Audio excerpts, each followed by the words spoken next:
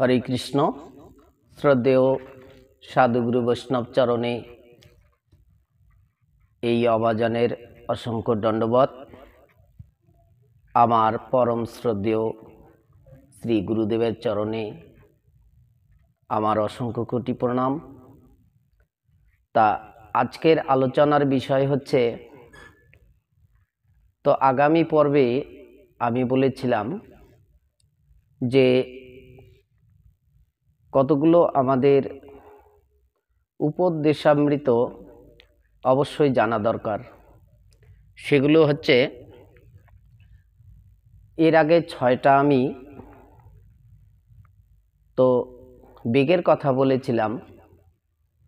ता 6टा बेगेर मध्य 3टा बेगेर कथा बोलेछिलाम कि बाक्यबेग, मनोबेग और क्रोधबेग। এই 3 ধরনের বেগের কথা আমি বলেছিলাম। আর 3 ধরনের বেগটা হচ্ছে উদরবেগ, উপস্থবেগ আর জিহ্বা বেগ।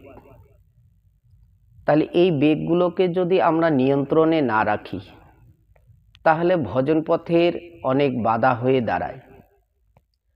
যার জন্য আমাদের প্রথমে এই বেগগুলোকে দমন করা দরকার, না হলে ভক্তিপথের ভীষণ প্রতিবন্ধক হয়ে দাঁড়ায়। তাহলে এই যে উদর, উপস্থ, জিহ্বা, তাহলে উদর হচ্ছে আমাদের যা আমরা সারা দিনে ভোজন করি, যে কিসের জ্বালায়? একমাত্র পেটের জ্বালায়। তাহলে পেট আছে বলে এমন কিছু নয় যে সব কিছুই আমাকে ভোজন করতে হবে। শাস্ত্রে একটা বলা হয়েছে, ভোগে দুঃখ ত্যাগে শান্তি। যে যত ভোগ করবে তার তত দুঃখ বাড়বে, যে যত ত্যাগ করতে পারবে তার তত শান্তি আসবে। ত্যাগের নামই হচ্ছে শান্তি। এই জন্য প্রথমেই আমাদের অনেক কিছু ত্যাগের বিষয়ে জানা দরকার। তাহলে এই পেটের জ্বালায় আমরা সারাদিন অনেকে অনেক কিছু করি। এই জন্য পেট আছে বলেই সব কিছু নয়। কেন? সব কিছুর একটা উত্তম মধ্যম আছে। প্লেন আকাশে ওড়ে, যদি অনেক উঁচুতে উঠে যায় তাহলে কিন্তু সে মহাকাশে হারিয়ে যাবে। আবার যদি নিচু দিয়ে যায় তাহলে কিন্তু সেই প্লেন হয়তো গাছে লেগে সে ক্ষয়ক্ষতি হতে পারে। এই জন্য মধ্যমায় যদি চলে তাহলে সেই প্লেনের কোনো ক্ষতি হবে না। এই জন্য মানুষের আহারের সব ব্যবস্থা আছে বলেই যে ভোজন করা যাবে তা নয়। এবার সেই উদরে তার সহনশীলতা, তার ক্ষমতা যতটুকু আছে ততটুকুই ভোজন করা ভালো। তাহলে এটাকে আমাদের ঠিক রাখতে হবে, না হলে হয়তো পেটের অনেক সমস্যা হয়ে যাবে, তার জন্য আমাদের অনেক কষ্ট ভোগ করতে হয়। এই জন্য এই জায়গাটাকে ঠিক রাখতে হবে। এবার সুখাদ্য আছে, এবার কুখাদ্যও আছে। কোন খাদ্যগুলো খেলে আমাদের শরীর সুস্থ থাকবে সেই বস্তুগুলো আমাদের পেটে রাখতে হবে। এবার যে বস্তুগুলো আমাদের শরীরের পক্ষে অনুপযোগী, শরীরের পক্ষে ক্ষতি, সেগুলো কিন্তু কখনো আহার করা ঠিক নয়। তাহলে উপস্থ হচ্ছে আমাদের সেই ভোগ বাসনা, যেটা কাম তৃপ্তি। তাহলে একেও আবার নিয়ন্ত্রণে রাখতে হয়। কেন?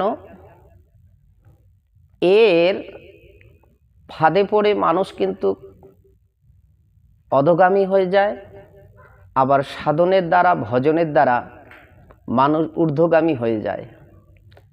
এই জন্য এই শিক্ষাগুলোর জন্য শিক্ষাগুরুর প্রয়োজন, সদ্গুরুর প্রয়োজন। তার তত্ত্বাবধানে কেউ যদি সাধন ভজন করে তাহলে ঠিক একটা সময়ে সে গন্তব্যস্থলে পৌঁছতে পারে।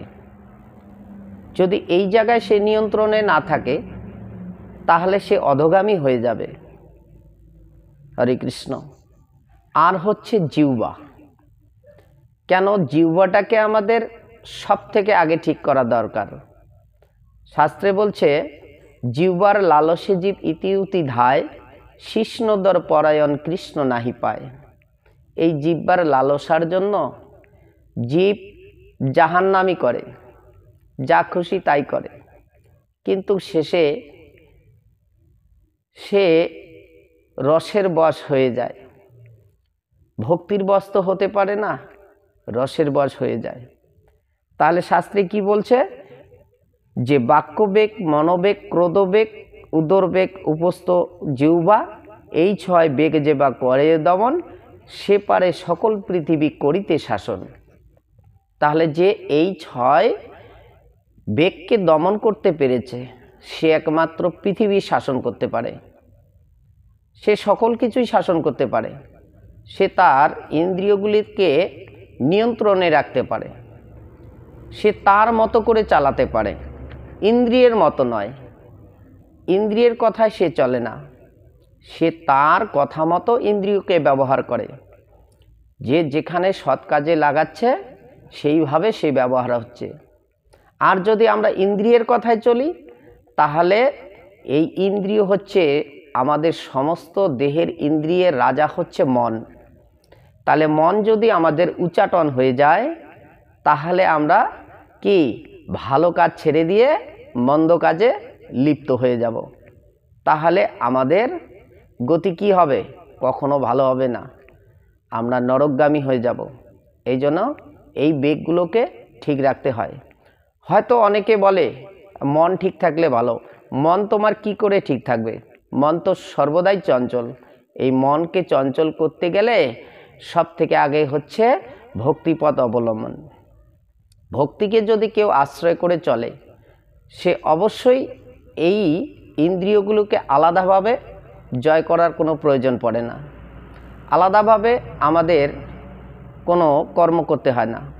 সমস্ত ইন্দ্রিয় যদি আমরা সাধু সঙ্গে, ভগবত সেবায়, গুরু সেবায় যদি আমরা এই ইন্দ্রিয়গুলোকে লাগিয়ে দিই তাহলে অবশ্যই ভক্তি লাভ হবে।